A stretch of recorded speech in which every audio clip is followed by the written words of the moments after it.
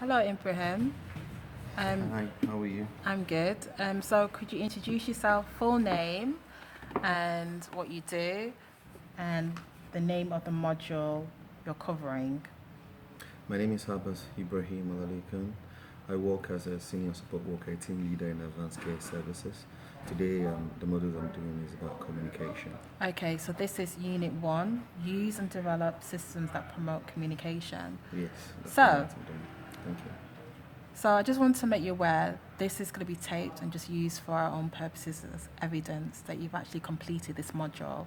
So we're not going to show it to anyone else, just the organisation. Is that okay if I get your permission? Yeah, that's fine. That's okay Okay. with me. So now we're going to look at the first question. Review the range of groups and individuals whose communication needs must be addressed in own job role. How Yeah, would you answer that? yeah, thank you. In my own job setting, the people that the people I really need to communicate with in my organization, they are one. We have the service users, who are the main primary people we deal with. And then I have my colleagues as well I need to communicate with to help the service user, which is an internal one. And then we have to work with other professional organizations as well. The social worker, we need to work with them.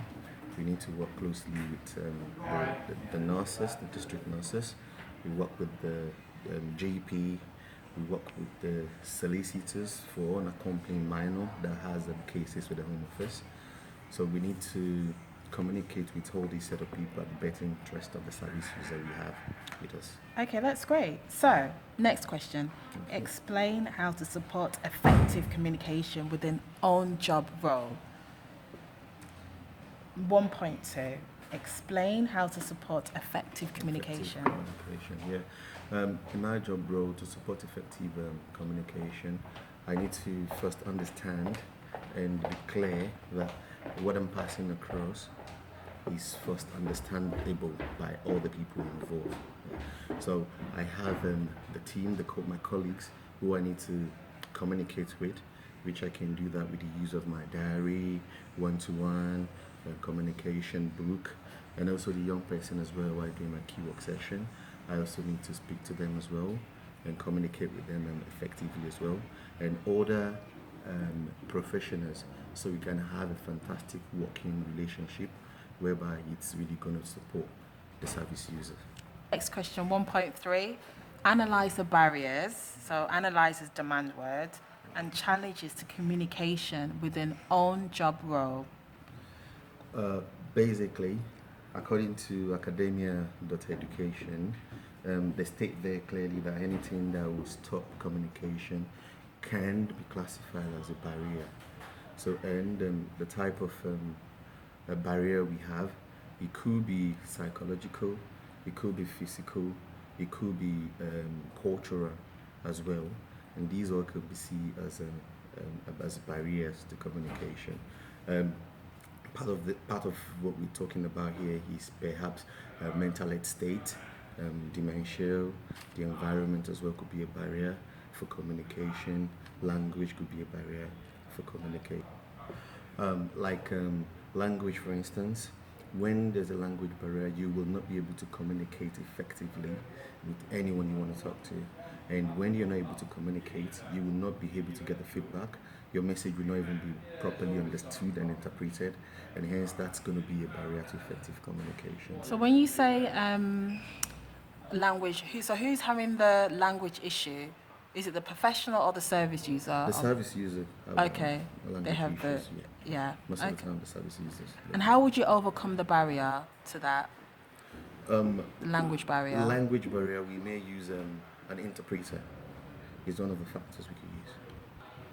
Implement a strategy to overcome communication barriers. So we did look at one barrier. So maybe you can give me an example of another way of overcoming another barrier in your In organization. my organization, to get, like you just said, to have an implementation plan, you need to understand the barrier in question so you can know what to do.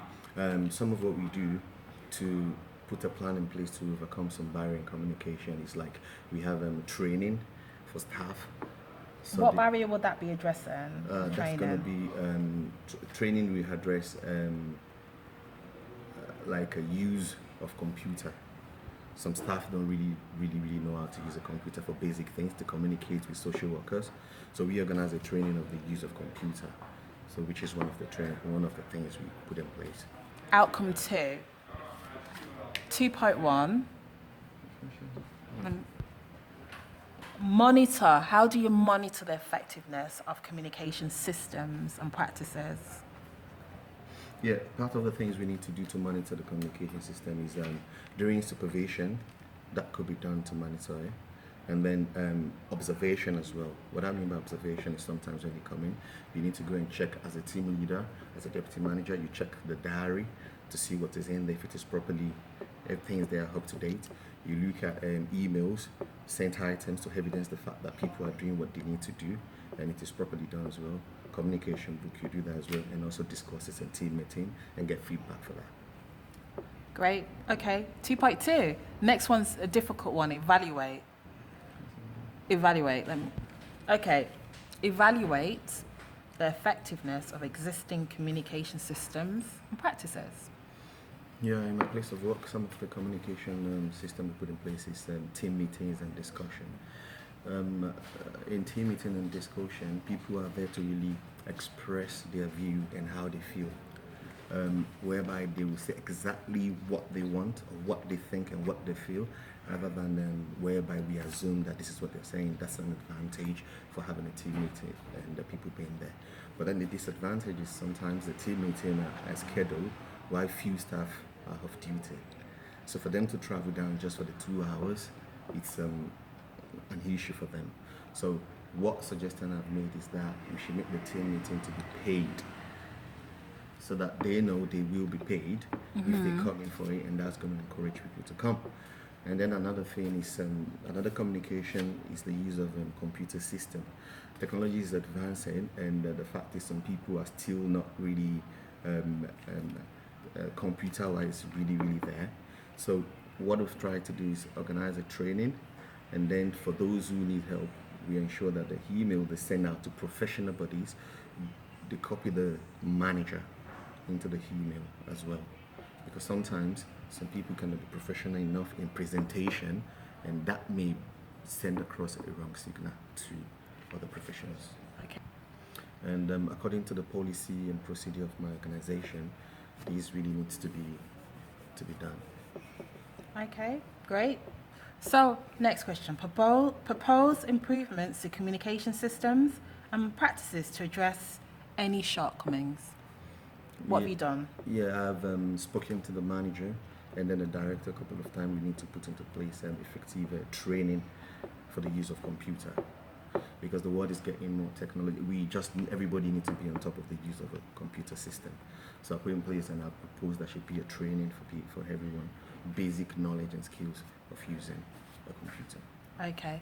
So, Ibrahim, have you led the implementation of revised communication systems and practices? Yes, I have led in my place of work.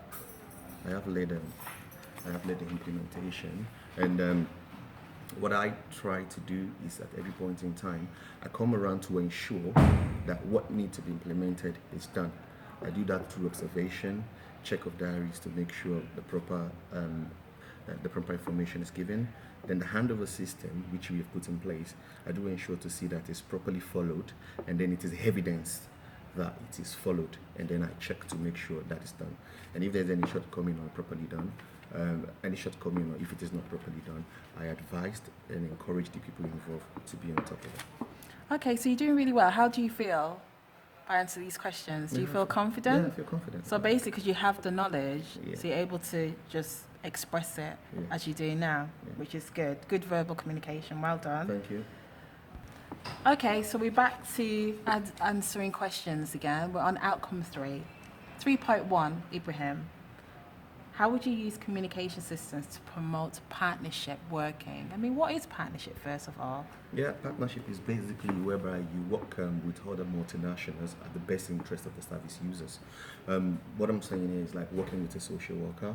What I always do is when there's a meeting or something has been done for a young person, I send an email to the social worker to inform her of what has been done, and then I follow it up sometimes with a phone call so we can have a proper discussion about it.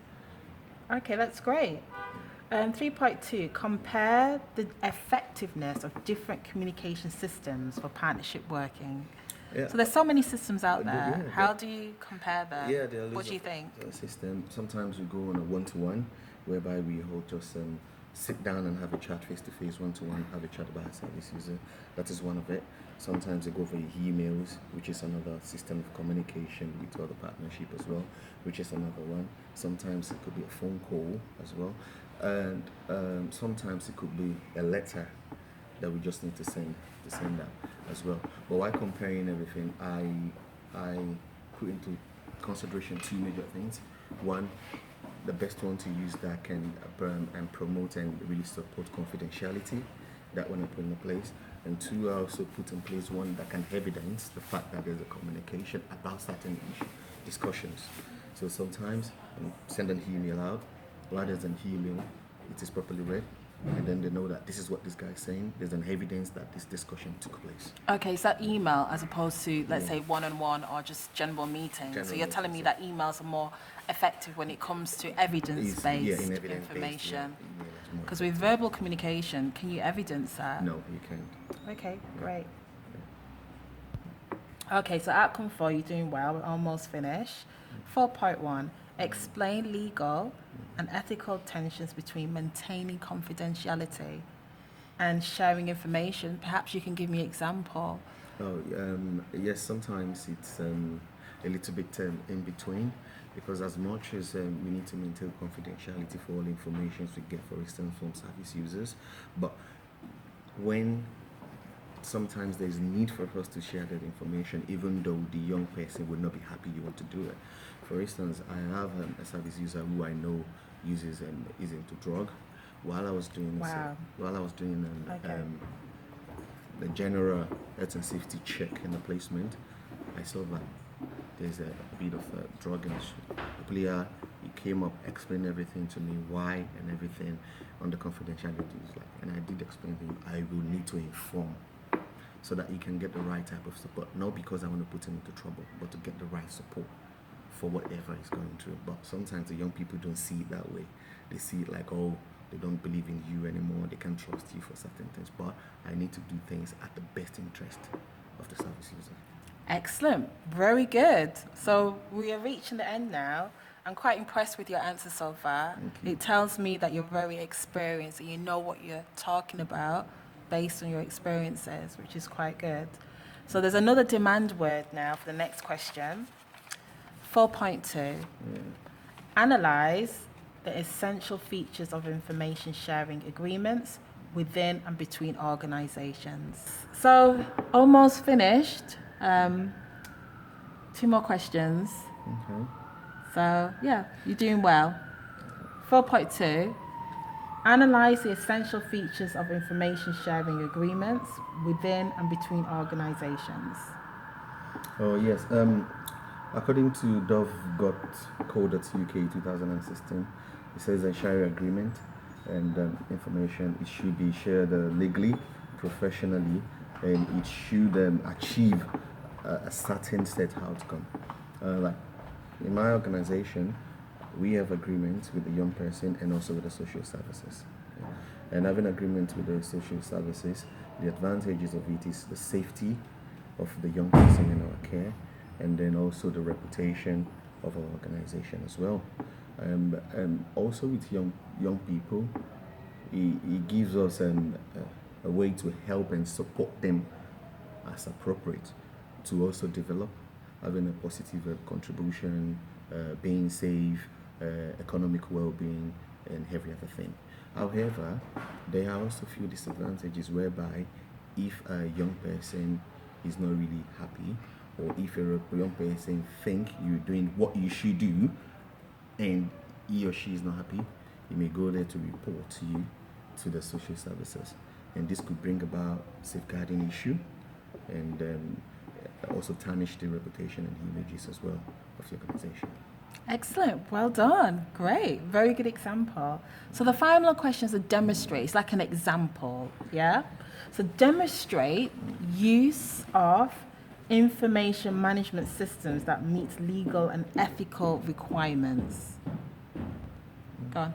Yeah, it's happened before in my organization whereby we need to give information to the police. Okay, what was that information about? It's about getting the medical record of a certain service user where they think a crime has been committed, and then they could use some of the information on this medical record to solve the mystery of the crime. So this had to be given to the police. Okay, So that's we do quite that as well. intriguing. So Yeah. medical record, how would that solve the crime? I'm confused. Sometimes when they have not only medical, sometimes they could have a feature like maybe they've got like signs on their body, maybe they've got some tattoos on their body as well, and yeah, that could be used as well. And sometimes, for instance, if a child, or let me use the word a service user, has got short-sightedness and is using glasses, if there's the glasses at the site of the crime, they could approach us to give us the information of the optician, whereby they can get the whole record and just see like, all right, the person who committed this crime is short-sighted or not. So we need to give those information to the police when needed. Okay, that is very, very good. Very good feedback, and you've passed the assignment. Well, Quite thank you very much. impressed. Thank you very So I'm much. going to upload this, and is it okay if I can show this to my manager as well? Yes, I give permission. Okay, well Yeah. done. Thank you very Excellent. much. Thank you very much for today. Okay, take care. Thank you. Bye.